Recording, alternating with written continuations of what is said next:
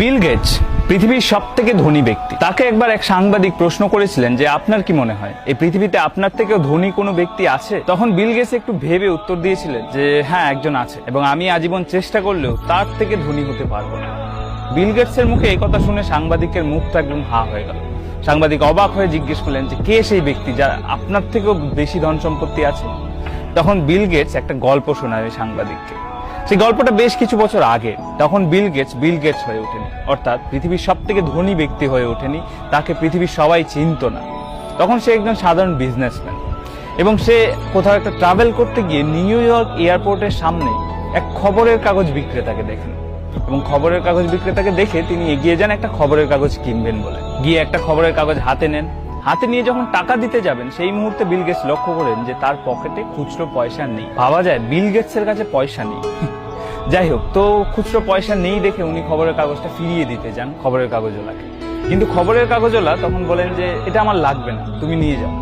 বলছে না না, আমার কাছে পয়সা নেই। বললো ঠিক আছে, পয়সা লাগবে না, এটা আমার তরফ থেকে তোমার গিফট, তুমি নিয়ে। তো বিল গেটস প্রথমে রাজি না হলেও পরে ওই খবরের কাগজটা নিয়ে নেয়, এবং উনি ওনার ফ্লাইট ধরার জন্য এয়ারপোর্টে ঢুকে যায়। তার বেশ কিছু বছর পর কোইন্সিডেন্টলি আরো একবার নিউ ইয়র্ক এয়ারপোর্টের সামনে বিল গেটস ওই খবরের কাগজ বিক্রেতাকে দেখতে পায়, এবং দেখতে পেয়ে এগিয়ে যায় আরো একটা খবরের কাগজ কিনবে বলে।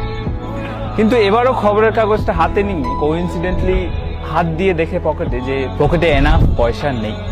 তখন উনি খবরের কাগজওয়ালাকে বলেন যে দুঃখিত, এবারও আমার পকেটে পয়সা নেই। তখন বিল গেটস খবরের কাগজটা আবার রেখে দিতে যান, কিন্তু খবরের কাগজওয়ালা বলেন যে এটা তুমি নিয়ে যাও। বিল গেটস বলে যে না না, এটা আমার পক্ষে গ্রহণ করা অসম্ভব।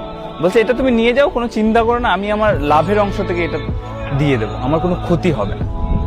তো বিল গেটস একটা না না এই করে খবরের কাগজটা নিয়েই নেয়, এবং আবার ফ্লাইট ধরতে চলে যায়। তারপর কেটে যায় প্রায় 15টি বছর। এখন 15 বছর পর বিল গেটস এই পৃথিবীর সব থেকে ধনী ব্যক্তি। পৃথিবীর সবাই তাকে চেনে, তার নাম জানে।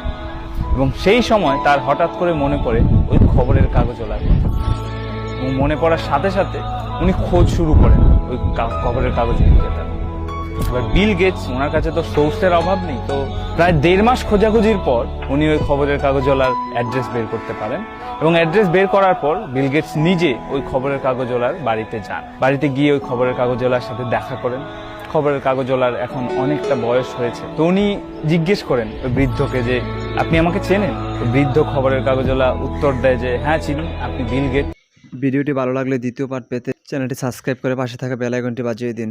আগামীকাল দ্বিতীয় পার্ট আসবে ইনশাআল্লাহ।